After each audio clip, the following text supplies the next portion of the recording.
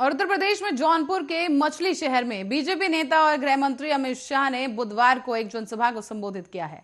उन्होंने इस दौरान कहा कि उत्तर प्रदेश में पहले अवैध हथियार बनते थे, जिसका इस्तेमाल लोगों को डराने और कत्ल करने के लिए होता था। आज गोला बारूद और मिसाइलें बन रही हैं, जिनका इस्तेमाल देश की रक्षा करने के लिए होता है।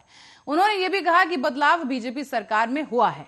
अमित शाह ने रैली में यह भी कहा कि 2014, 2017 और 2019 में आपने बीजेपी को जिताया है। ये अखिलेश बाबू हल्के गेंदबाज हैं, अब इन्होंने फुल टॉस गेंद डाली है, उस पर अब आपको जीत का चौका लगाना है।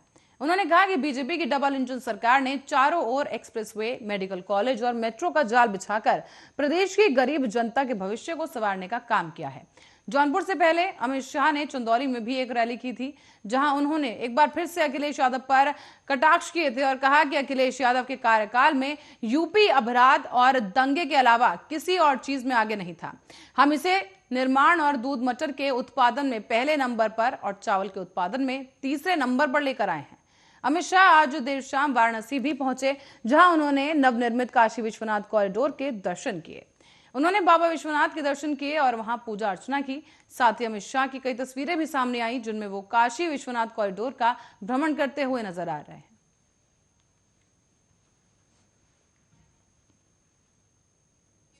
और इसी बीच पश्चिम बंगाल की मुख्यमंत्री और ऑल इंडिया तृणमूल कांग्रेस की नेता ममता बनर्जी बुधवार को उत्तर प्रदेश स्थित वाराणसी पहुंची। ममता बनर्जी के वाराणसी पहुंचने के बाद ही समाजवादी पार्टी के राष्ट्रीय अध्यक्ष अखिलेश यादव ने आरोप लगा दिया है कि पश्चिम बंगाल की मुख्यमंत्री को काले झंडे दिखाए गए। उन्होंने एक ट्वीट किया और कहा कि यूपी के पूर्व सीएम अखिलेश यादव ने लिखा कि भाजपा के बिगड़े हालात हैं क्योंकि दीदी भैया साथ हैं। सपा नेता ने आगे ये भी लिखा कि भाजपा पश्चिम बंगाल में हुई शर्मिंदा हार के सदमे में अभी भी नहीं उभरी है, इसलिए सुश्री ममता बनर्जी के बनारस आने पर काले झंडे दिखाए गए। ये भाजपाइयों की हताशा का ही दूसरा रूप है, क्योंकि वो जानते हैं कि वो उत्तर प्रदेश में बुरी तरह हार रहे हैं। तो वहीं वाराणसी पहुंचने के बाद सीएम ममता बनर्जी गंगा आरती के लिए दक्षिणेश्वर घाट पहुंची, जहां हालांकि वाराणसी पहुंचने के बाद वो गुरुवार को समाजवादी पार्टी के राष्ट्रीय अध्यक्ष अखिलेश यादव और राष्ट्रीय लोकदल के नेता जयंत चौधरी के साथ चुनावी रैली करेंगी। टीएमसी के सूत्रों ने यह भी जानकारी दी कि ममता बनर्जी वाराणसी में बृहस्पतिवार को अखिलेश यादव के साथ एक रैली करने पहुंची। शुक्रवार की शाम को वो कोलकाता वापस लौटेंगी और वाराणसी में प्रधानमंत्री नरेंद्र मोदी का संसदीय क्षेत्र वाराणसी है। ऐसे में कोलकाता में एक प्रेस वार्ता के दौरान ममता बनर्जी ने कहा कि मैं समाजवादी पार्टी और अखिलेश यादव के लिए प्रचार करने वाराणसी आई हूं। मैं विश्वनाथ मंदिर घाट भी जाऊंगी और वहां दिया जलाऊंगी।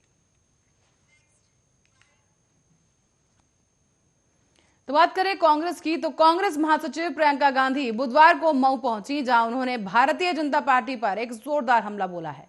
उन्होंने कहा कि कई पुश्तों से भाजपा और राष्ट्रीय स्वयंसेवक संघ से लड़ रही हैं और वो उनके आगे कभी झुकेंगे नहीं, बल्कि संघर्ष करेंगी। प्रियंका गांधी ने सपा और बसपा को भी आड़े हाथों लिया और कहा कि समाजवादी पार्टी के नेता झुक जाएंगे, बसपा के नेता झुक जाएंगे, घरों में दुबक जाएंगे, लेकिन कांग्रेस पार्टी ना इनसे डरेगी, ना इनके सामने झुकेगी, बल्कि वो न्याय के लिए संघर्ष करेगी और भाजपा का सामना करेगी। प्रियंका गांधी वाड्रा ने आगे मऊ जिले में इंदिरा गांधी पीजी कॉलेज, मधुबन में, खैराबाद, मोहम्मदाबाद, गोहना में और एक आजमगढ़ के रानी की सराय में जनसभाओं को संबोधित किया। साथ ही कांग्रेस के पक्ष में वोट डालने की अपील भी प्रियंका गांधी ने की और इस दौरान उन्होंने कहा कि जो धर्म जाति के नाम पर जज्बातों को उभार कर वोट मांगते हैं, उन्हें बिल्कुल वोट मत दें। प्रियंका गांधी बोली कि इतिहास में कोई ऐसी जंग नहीं हुई जो बिना लड़े जीती गई हो। ये सपा बसपा लड़ नहीं रहे, ये जीत कैसे जाएंगे? ये समझौता करेंगे, 5 साल समझौता करके अपने घरों में दुबके रहेंगे। सरकार बनेगी तो भी यही करेंगे। ये लोग भाजपा का सामना नहीं कर सकते, इसीलिए बीजेपी कांग्रेस पर, मेरे परिवार पर वार करती है, क्योंकि वो जानती है कि हम नहीं झुकेंगे। हमें हिरासत में ले लें, हमें जेल में डाल दें, हमारी जान ले लें, हम इनके सामने झुकेंगे नहीं।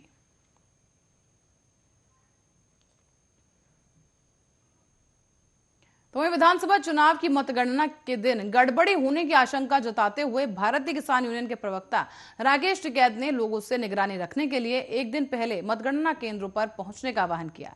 उन्होंने कहा है कि देश को एक बड़े आंदोलन की आवश्यकता है, जिससे बदलाव जरूर आएगा। दरअसल बागपत के बड़ौद पहुंचे राकेश टिकैत ने जिला पंचायत में जो किया गया था उसे नजरअंदाज नहीं किया जा सकता जैसी बातें कही। मतगणना शुरू होने से एक दिन पहले मतगणना केंद्रों पर पहुंचने और मतगणना स्थलों पर ट्रैक्टर के साथ डेरा डालने की बात कही। उन्होंने लोगों से 9 मार्च को अपने कपड़े और बिस्तर के साथ पहुंचने के लिए भी कहा। यह दावा भी किया गया कि 10 मार्च को जनता को वहां जाने की अनुमति नहीं मिलेगी।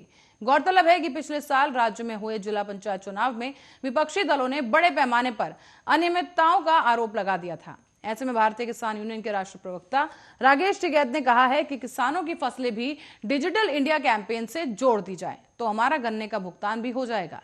हम जिस बेल्ट में हैं, 1 साल से गन्ने का भुगतान नहीं हुआ है, लेकिन चुनाव के दौरान भुगतान 10 दिन में या 15 दिन में भी हुआ है।